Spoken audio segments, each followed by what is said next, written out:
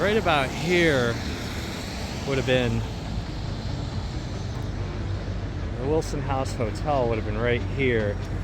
Okay, this, you'll see that is the Reliable Home Furnishings building. Is in the background. That's that building right there. Yeah. It's now Keller's. Yeah.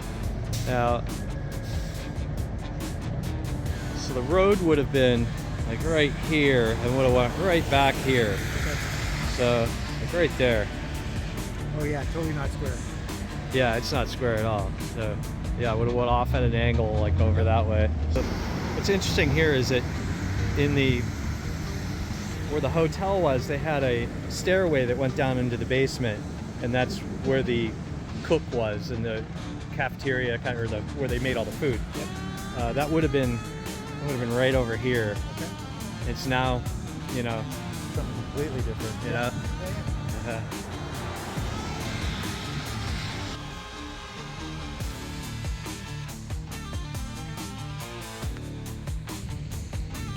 Okay, so the story goes that in 1795, Ralph Rutledge and his family were on their way into Erie to settle. Yep. And they had come across this point and they were attacked by Native Americans, and it was the last skirmish that happened in Erie County.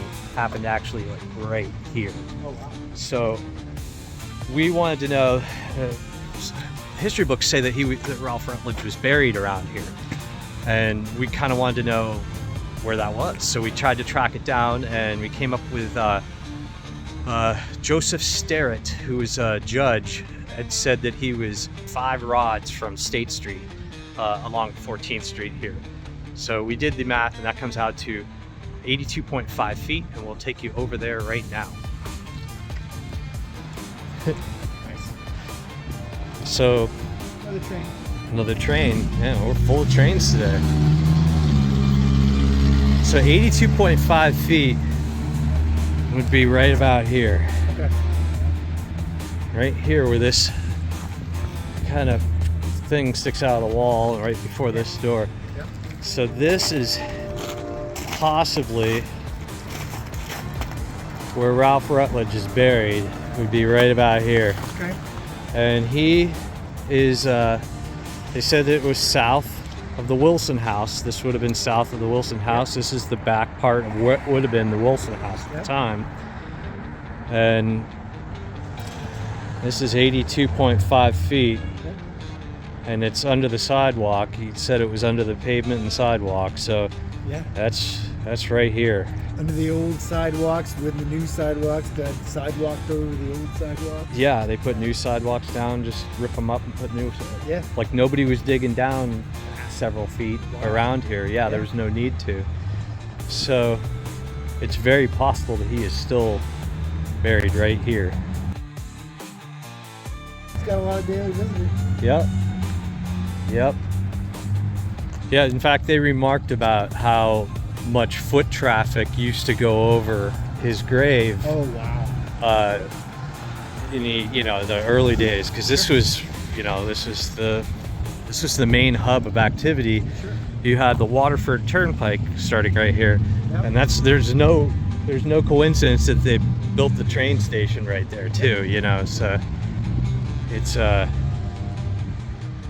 it's all connected that way. You can see the original brick pattern here. Really cool. And so back in the day, this went all the way through and hooked onto Peach Street up here. Okay. And this was like the main thoroughfare. The Waterford Turnpike went off right there. Yep. So let me just kind of turn this around down this way. And always hard to see. I can try to line up some shots with some old photos that I have. It'll probably be right around here. You could see the brick road underneath all the asphalt. Yeah. Yep. It's old. That is for sure. Originally, one time there was a hotel that was right here. Okay. That went between here and State Street, and it was 3 stories. It was called the Grand at one point. The Grand? The Grand Hotel, yeah. It was really like 30 feet wide.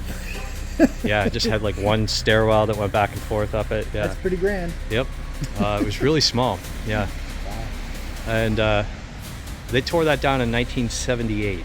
Okay. It had caught fire numerous times. And yeah. It was time. Yeah, it was time, yeah.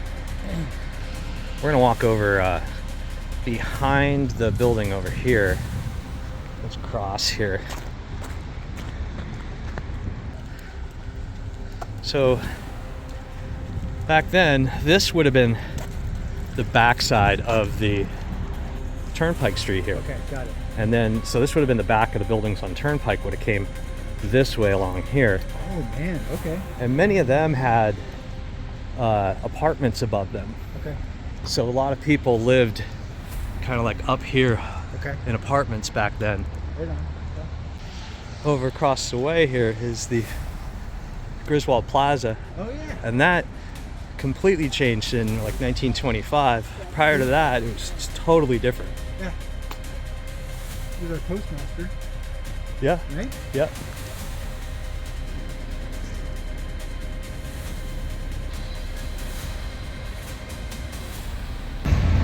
Ah, there's another train. Trains!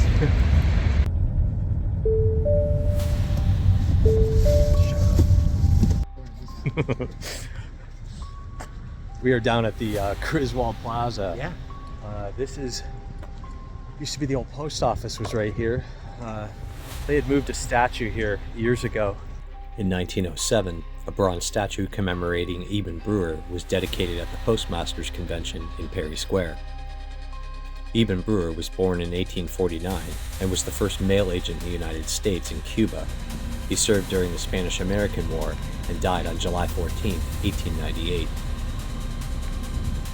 Okay, so what is interesting about this park is that back in the day it was completely different than laid out than what it is now. Yeah. This was like, I believe, Washington Street, and then I believe that was Canal Street. That was Canal Street right there. Yeah, Canal Street was there. This was Washington Street. I have a map I'll pull up and show what that used to look like. Okay. But it was all different. There was, before they built this train station over here in 1925-ish or whatever, the old train station kind of sat maybe 20, 30 feet, 40 feet, maybe further south. The original station did, because there was a whole set of train tracks that were kind of on this side of the old station too, because the train tracks kind of split the station in two, you know, went around each side. Yep. And then the new station, they only have them on the south side of the building. So and that is right here. So there were all tracks, old tracks. Yeah, there would have been railroad tracks right through there.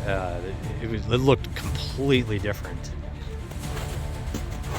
Harry Keller, known as the Dean of American Magicians, was a mentor and a friend of Harry Houdini.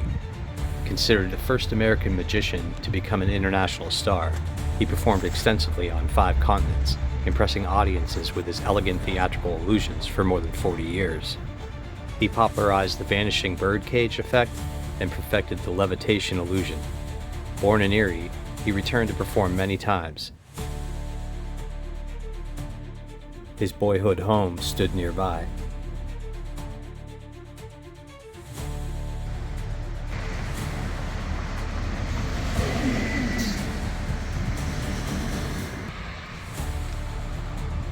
Alright, we are up by the old Manicure.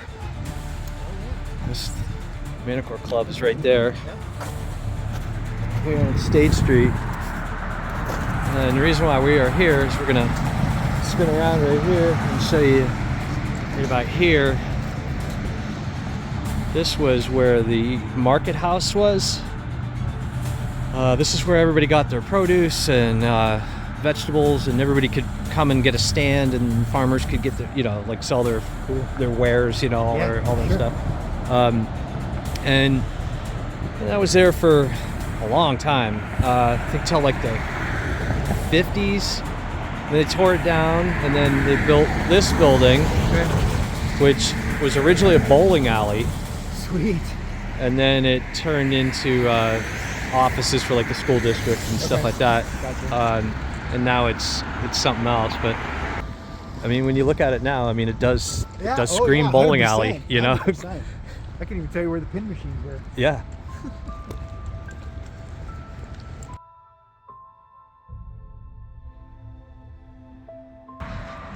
Was a hotel called the Morton House. Okay.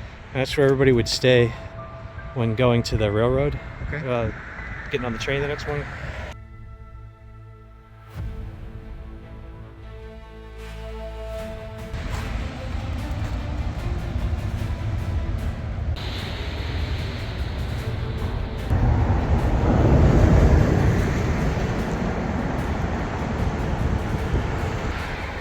Alright, so I'm going to try to line up a shot.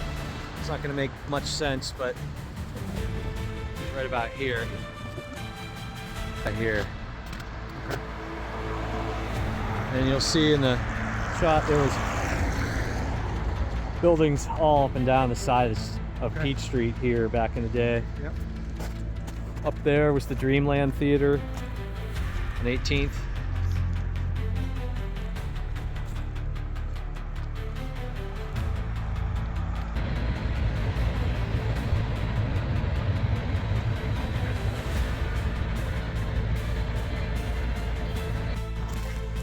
All right, well, I hope you enjoyed that little story.